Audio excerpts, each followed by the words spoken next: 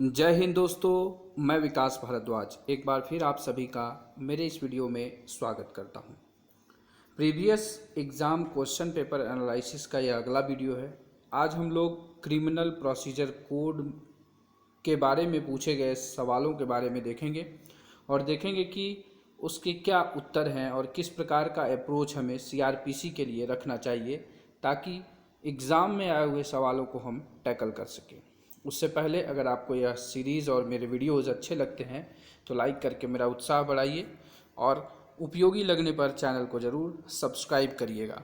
चलिए देखते हैं आज के इस वीडियो का पहला सवाल है, under which section of CRPC and RPF officer can derive powers to search a scrap shop without warrant. तो इसके ऑप्शंस थे सेक्शन 166, सेक्शन 100, सेक्शन 164 और सेक्शन 165। तो ऑप्शंस को सबसे पहले आप एनालाइज करिए। मेरी तरफ से यह बहुत ही महत्वपूर्ण बिंदु है प्रीवियस ईयर के क्वेश्चन के। अब इसमें जैसे कि देखिए यहाँ पर सेक्शन 100 है, इसमें क्या है, ये बंद स्थानों की तलाशी के बारे में बताया गया है। मतलब कि बंद स्थानों की जो तलाशी है उसे कैसे लेंगे, उसका क्या प्रोसीजर है, उसके बारे में बताया गया है। तो ये यहाँ पर ये इसका उत्तर नहीं होगा क्योंकि बंद स्थानों की तलाशी की प्रक्रिया के बारे में उसमें बताया गया है। यहाँ क्या बोला गया है कि विदाउट वारंट जो है स्क्रैप को कैसे करेंगे, उसमें वारंट की आवश्यकता पड़ती है 100 सीआरपीसी में। तो आपने एक सेक्शन पढ़ा होगा जो मैंने पढ़ाया भी है 154 से लेके 176 वाले बार में, जो कि इनके बीच में, कि इसमें पुलिस को तलाशी के लिए बताया गया है 165 सीआरपीसी में। तो इस तरीके से आपको अप्रोच रखना होगा और यहाँ पर जो ऑप्शन होगा वो 165 निकल करके आता है। आइए अगला सवाल देखते हैं। अगला सवाल है, in the investigation if the investigation is not completed within 90 days or 60 days as the case may be and the accused is in custody on the expiry of the said period, the accused is entitled to be। अब ऐसा तो नहीं है, थोड़ा सा ये क्या है, थीम बेस्ड सवाल है। तो थीम बेस्ड सवाल है तो इसमें आपको दो चीज़ लगाना होगा, या तो आप कॉमन सेंस से इसको हल कर लेंगे या फिर एलिमिनेशन मेथड से कर लेंगे। तो कॉमन सेंस लगाइए कि अगर कोई एक्यूज्ड है 90 दिन या 60 दिन में इंक्वायरी कंप्लीट नहीं हुआ तो उसको क्या छोड़ सकते हैं। तो ऑप्शंस देखने के बाद हम इस पर विचार करते हैं। तो सबसे पहला ऑप्शन दिया है डिस्चार्ज, और उसके बाद है release on bail on making an application for release on bail. C है release on bail without making any application for release on bail, और लास्ट है एक्विटेड। तो देखिए इसमें दो ऑप्शन तो आप ऐसे कर सकते हैं कि उसको डिस्चार्ज और एक्विट तो नहीं किया जा सकता है, रिलीज ऑन बेल किया जा सकता है। अब इसमें क्या है, इसमें जो पॉजिटिव चीज़ है उसके बारे में देखना है कि अगर आप कहीं पर हैं तो क्या बिना किसी रिटर्न एप्लीकेशन के आप उसे छोड़ देंगे बेल पे? नहीं। तो पॉजिटिव एटीट्यूड के साथ चलेंगे तो ऑप्शन नंबर बी इसका आंसर निकल करके आता है। ये थ्योरेटिकल है, थीम बेस है, कॉमन सेंस वाली सवाल है। चलिए आगे देखते हैं। अगला जो सवाल है, service of summon on witness by post is covered under. तो जब मैंने समन वाला पार्ट आपको पढ़ाया था तो वहाँ डायरेक्टली मैंने समन के सारे सेक्शन बताए हैं। तो आप ऑप्शन देख करके इसको रियलाइज़ कर सकते हैं कि समन वाला जो पार्ट है वो मैंने आपको कितना से पढ़ाया है, 61 से शुरू होता है और 69 तक जाता है। तो इस तरीके से समन वाले पार्ट 61 से शुरू होते हैं और जो ये 70 के बाद वाला है वो किस में है, वारंट में चला जाता है। तो यहाँ देख लीजिए इसके बीच में एक ही सेक्शन यहाँ दिख रहा है, तो इसे आप टच कर लेंगे, मतलब इसे टिक कर लेंगे और ये सही उत्तर भी है यहाँ पर। इस तरह के भी अप्रोच आपको रखने हैं, साथ ही साथ आप इन ऑप्शंस को जरूर एनालाइज करते रहिएगा। चलिए चलते हैं आप अगले सवाल पर। अगला सवाल जो है, which of the following CRPC section deals with cases in which bail can be taken. जमानत ली जा सकती है, इसके संबंध में कौन सा धारा है। तो मैंने आपको 3 धाराएं पढ़ाई है, 436, 437 और 438। ठीक है, इन तीनों में से एक सवाल आपका फिक्स है। ध्यान दीजिएगा, एक सवाल बोल रहा हूँ तो इनके सारे पहलुओं को आप ध्यान से देखिएगा, वीडियो मेरा पूरा देखिएगा, वहाँ पर मैंने डिटेल एनालिसिस किया है इसके बारे में, तीनों के बारे में, क्या उसके मुख्य बिंदु हो सकते हैं। ऐसा हो सकता है कि क्लॉज वाइज भी सवाल आपको दे दे। तो उसे ज़रूर देखिएगा। वैसे यहाँ पर सिंपल निकल जाता है क्योंकि इसमें 36, 37 और 38 में एक ही सेक्शन दिख रहा है, तो आप कॉमन सेंस से उस पर जा सकते हैं और वो सही भी उत्तर निकलेगा। अगला सवाल देखते हैं। Court summons as per section 61 CRPC are issued in. तो देखिए यहाँ पर 61 CRPC में समन के बारे में बताया गया है और उसमें बताया गया है कि समन के जो इशू किया जाता है वो कितने कॉपी में किया जाता है। तो सिंपली मैंने डिस्क्राइब किया है कि समन को जो है 2 कॉपी में इशू किया जाता है, 2 कॉपी निकलता है और एक दोनों पर पीठासीन अधिकारी का साइन होता है, प्रिजाइडिंग ऑफिसर का। तो ऑप्शन नंबर सी जो है इसका उत्तर हो जाएगा। लेकिन ये जानने के बावजूद भी आपको ऑप्शंस तो सारे पढ़ने ही हैं टिक करने से पहले। चलेंगे हम आगे। अगला सवाल है, the procedure for arrest is given under which section. गिरफ्तारी की प्रक्रिया किस धारा में दी गई है? Options are section 46 CRPC, section 41, section 61 या सेक्शन 100। तो देखिए सेक्शन 61 होगा नहीं क्योंकि अभी हम लोगों ने पढ़ा है, और सेक्शन 100 भी हम लोगों ने जान लिया है कि ये बंद स्थान की तलाशी के बारे में है। तो ये 2 तो ऑप्शन ऐसे ही चले गए। अगर आप नहीं भी जानते हैं तो आप 50:50 पे पहुंच चुके हैं। अगर आप इस पर तुक्का भी लगाते हैं, आप इस पर रिस्क भी लेते हैं, तो 50% संभावना है कि आप सफल हो जाएंगे। वैसे इसके बारे में बहुत डिटेल से बताया गया है, बहुत सिंपल सा क्वेश्चन है। सेक्शन 46 CRPC में इसके बारे में बताया गया है। अगला देखते हैं। तो under which section of CRPC police officers are prohibited for taking signature in the statement recorded by them during course of investigation. तो इस सवाल को देखने के बाद मेरी तरफ से 154 से लेकर 176 इसको जितना VVI करना है कर दीजिए, आपका एक सवाल पक्का CRPC का। देखिए ये अप्रोच है सवाल को टैकल करने का। अगर मैं क्वेश्चन सेटर होता तो ज़रूर सेट करता, क्योंकि ये आपके काम के पार्ट है और अवश्य ही इससे सवाल आएंगे। ये मेरा दावा भी है और मेरा मानना भी है कि इससे सवाल आने भी चाहिए CRPC से अगर पूछा जाए तो। ऑप्शंस आपके लिए है, देखिए 163, 199, 162 या सेक्शन 160। तो इसका उत्तर अगर आपको सही पता है या आप उस बीच के सारे चीज़ को जानते हैं तो बड़े आसानी से कर लेंगे, क्योंकि यहाँ पर थोड़ा सा एलिमिनेशन से आप सिर्फ 99 को हटा सकते हैं, बाकी सब क्लोजर है यहाँ पर। वैसे इसका डायरेक्टली आंसर देखें तो ऑप्शन नंबर सी 162 CRPC में है। चलिए आगे देखते हैं अगला सवाल। Anticipatory bail can be granted. तो देखिए 436, 37, 38 3 में से फिर सवाल आ गया कि जो एंटीसिपेटरी बेल है, अग्रिम जमानत जो है, वो कौन दे सकता है। तो first class magistrate, district magistrate, second class magistrate या सेशन जज। तो यहाँ पर देखिए तो सेशन जज के पास जो है यह पावर है एंटीसिपेटरी बेल के लिए, बाकी जो है इनके पास नहीं है। तो यहाँ पर ऑप्शन नंबर डी हो जाएगा। और इस तरह के सवालों के लिए मेरी तरफ से सलाह रहेगा कि अगर आपको 100% पता है और अगर आप थोड़ा बहुत एलिमिनेट कर पा रहे हैं तभी इस पर चांस लीजिएगा, वरना छोड़ दीजिएगा। ईगो हर्ट नहीं कीजिएगा कि मुझे यह सवाल नहीं आ रहा है, क्योंकि इसके बाद एक जो वीडियो लाने वाला हूँ वह आपके लिए बहुत ही गेम चेंजिंग होगा।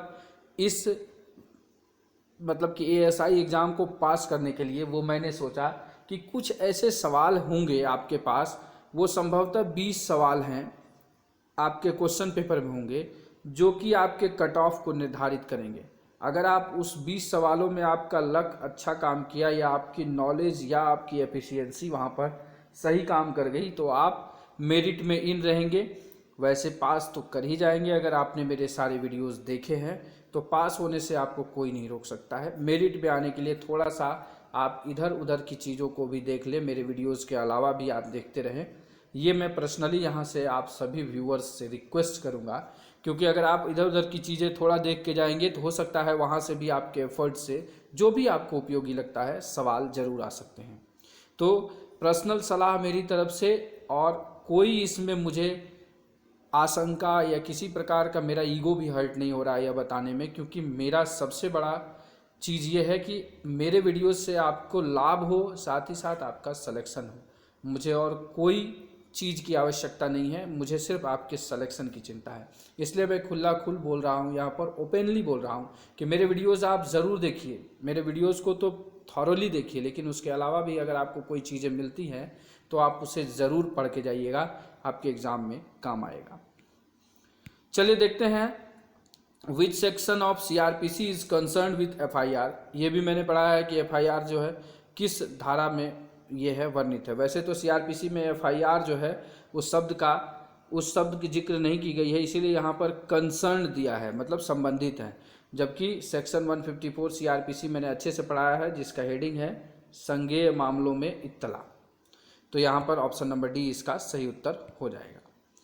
चलेंगे आगे, देखेंगे अगला सवाल। अगला सवाल है the procedure for carrying a search for recovery of stolen property is given under section dash of CRPC. जो चोरी की संपत्ति की बरामदगी के लिए जो खोज करने की प्रक्रिया है वो किस धारा में दी गई है? क्या वो सेक्शन 94, सेक्शन 99, सेक्शन 100 या सेक्शन 102 में है? इस क्वेश्चन के अलावा आप सारे ऑप्शन जो इसमें हैं वो इम्पॉर्टेंट है, आप जरूर देख के रखिएगा। वैसे इसका उत्तर ऑप्शन नंबर ए होगा, सेक्शन 94 में इसके बारे में बताया गया है। चलिए देखते हैं आगे। अगला सवाल है under which section of CrPC proceedings will be initiated against an absconding accused person. जो एब्सकॉन्डिंग है उसके बारे में किस धारा में बताया गया है? तो क्या ये सेक्शन 82, 83 है, सेक्शन 68, 69 है, सेक्शन 98, 99 है या सेक्शन 101 या 102 है? तो वैसे इसका उत्तर पहले ही फ्लैश आउट हो चुका है। 82, 83 में इसके बारे में बताया गया है। किसके बारे में? एब्सकॉन्डिंग एक्यूज्ड के बारे में। इसमें क्या है, अगर कोई उद्घोषित फरार व्यक्ति है तो वो क्या है, उसके कुर्की और जब्ती करने से क्या है, उस पर प्रेशर बनता है और उस व्यक्ति पर प्रेशर बनने के कारण वह क्या होता है, सरेंडर करता है। तो इस तरीके से ये प्रोसीजर माना गया है और उसे उपयोग में लाया जाता है। अगला सवाल है various offences under which a police officer can arrest without warrant is explain. Simple सवाल है, डायरेक्ट सवाल है। जो मैंने सिप्स ऑर्डर वाला सेक्शन पढ़ाया है वही इसका उत्तर है। तो इसमें ऑप्शन नंबर कौन सा हो जाएगा? ए में है 43, बी में है 47, सी में 46 और डी में 41। तो ऑप्शन नंबर डी इसका सही उत्तर हो जाएगा। चलेंगे आगे। अगला सवाल है protection of member of the armed force arrest from arrest is given under which section of CrPC. बल सदस्यों के लिए संरक्षण किस धारा में है? क्या ये सेक्शन 44, सेक्शन 46, सेक्शन 45 या सेक्शन 47? सही उत्तर है दोस्तों ऑप्शन नंबर सी, सेक्शन 45 में इसके बारे में बताया गया है। वीवीआई रखिए, पूछा जा सकता है आपके लिए इस एग्जाम। चलिए अगला सवाल देखते हैं। अगला सवाल है someone is explained under which section of CrPC. फिर से पूछा गया समन। अभी हम लोगों ने पीछे सवाल ही देखा इसके बारे में। क्या ये सेक्शन 70 है, सेक्शन 61, 63 या 71? आपको नहीं भी पता है तो दो ऑप्शन आप ऐसे कट कर सकते हैं, क्योंकि ये वारंट के बारे में बताता है। अब 61 और 63 ही है, तो समन के बारे में समझाया गया है। तो जब समन के बारे में समझाया गया है तो इट में भी स्टार्टिंग का ही सेक्शन होगा और वही उसका उत्तर भी है। तो थोड़ा सा क्या है, लॉजिकल इफेक्ट, आपको लॉजिकल इफेक्ट नहीं, लॉजिकल एफर्ट लगाने पड़ेंगे एग्ज़ाम में। तो ये सब चीज़ें, ये प्रीवियस एनालिसिस क्यों कर रहे हैं हम, और मैं इस पर क्यों समय लगा रहा हूँ, क्योंकि यही आपको तरीका है जिसके थ्रू आप क्या पढ़ना है और क्या नहीं पढ़ना है उसके बीच के फ़र्क को जान पाएंगे। क्योंकि विगत कुछ दिनों से मैं देख रहा हूँ कि मार्केट में बहुत तरह के कंटेंट आ गए हैं और उन कंटेंट को देखने के बाद मेरा सर चकरा गया। तो फिर जा कर के मुझे इस इनिशिएटिव को लेना पड़ा कि आप अपने आप को एग्ज़ाम के लिए तैयार करिए। नॉलेज, मैंने पहले भी कहा है कि ज्ञान की कोई सीमा नहीं है, लेकिन आपके पास जो ज्ञान है अगर वो एग्ज़ाम में काम आता है तो वही बस आपके लिए उपयोगी है, बाकी गार्बेज है। तो गार्बेज इकट्ठा मत करिए और प्रोसेसिंग अपने आप को एकदम तैयार रखिए एग्ज़ाम के लिए। चलेंगे अगले सवाल पर। Proclaimed offender is explained under which section of CrPC. तो प्रोक्लेम्ड ऑफेंडर उद्घोषित अपराधी 82, 83, 84 या 85, इस तरह के अगर आपको ऑप्शन आते हैं, आप ध्यान रखिए। इस सवाल को लेने का बस यही है कि इस तरह के ऑप्शन आते हैं, संभल जाइएगा, अपने आप को तैयार करिएगा कि आप कितना श्योर हैं ऑप्शन के प्रति। अगर आप श्योर हैं, गो इट, जाइए आगे बढ़िए और सवाल को टिक आउट करिए और अच्छा करिए। लेकिन थोड़ा सा भी डाउट आता है, ईगो हर्ट नहीं करना है, अपने आप को छोड़ करके आना है। क्योंकि छोड़ने से ऐसा नहीं है कि आपके नॉलेज के बारे में यह लगाया जाएगा कि आप पास नहीं कर पा सकते। अगर छोड़ करके भी आप एग्ज़ाम पास कर सकते हैं तो ज़रूर छोड़ करके आइएगा। ऑप्शन नंबर ए सेक्शन 82 इसका उत्तर हो जाएगा। चलिए देखते हैं अगले सवाल पर। अगला जो सवाल है वो है remand is defined under which section of CrPC. Remand जो है सीआरपीसी के किस धारा में बताया गया है। तो इस सवाल में पूछा गया है remand is defined under which section. थोड़ा सा ध्यान दीजिए तो रिमांड वाला जो शब्द है, इस शब्द के बारे में जो है सीआरपीसी में बहुत कम जगह पर लिखा गया है। ये बोलचाल और अंडरस्टैंडिंग की चीज़ें हैं। यहाँ पर आपको बता दें कि इसके लिए सेक्शन 167 है, जिसका डिटेल वीडियो मैंने बनाया है कि जब 24 घंटे में गिरफ्तारी की प्रक्रिया नहीं पूरी हो सकती है तब क्या प्रक्रिया होगी, उसे ही शॉर्ट में रिमांड कहा गया है। ऑप्शंस आपके लिए हैं 160, 166, 167, 168। तो सही उत्तर है दोस्तों ऑप्शन नंबर सी। तो यहाँ पर आप देखिए, फिर मैं बता रहा हूँ, फिर आप सेक्शन देखिए, एकदम रट्टा मार लीजिए, बिंदुवार जो भी चीज़ें हैं, जितना क्लॉज बनाना हो, जैसा ट्रिक हो, आप इन सेक्शन को याद कर लीजिए। सवाल आपके दिखेंगे क्योंकि आप यहाँ पर एनालाइज कर रहे हैं। तो इस तरीके से हम लोगों ने सीआरपीसी के सवाल को एनालाइज किया है। थोड़े कम सवाल मैंने लिए हैं क्योंकि मुझे बस आपको एग्ज़ाम के ट्रेंड के बारे में बताना है, क्योंकि ये इस तरह के सवाल पूछे गए हैं निगेटिव मार्किंग में, और आपको बता दें कि मैक्सिमम लोग फेल हो गए। मैक्सिमम लोग फेल हो गए क्यों? Due to lack of knowledge नहीं, due to lack of confidence.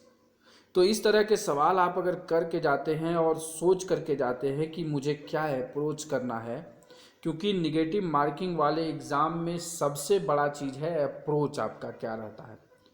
और इस तरह की चीज़ें और ये सारी क्लियरिटी मैं इसलिए ला रहा हूँ ताकि आप अपने आप को पूर्णतः तैयार रखिए, क्योंकि आप मेरे वीडियोस देखते हैं। तो चलिए वीडियो को हम यही समाप्त करेंगे। अगर वीडियो आपके लिए लाभदायक हो रहा है तो लाइक करिएगा, दोस्तों के बीच शेयर करिएगा, क्योंकि sharing is caring and caring gives you happiness. And at last, thanks for watching this video.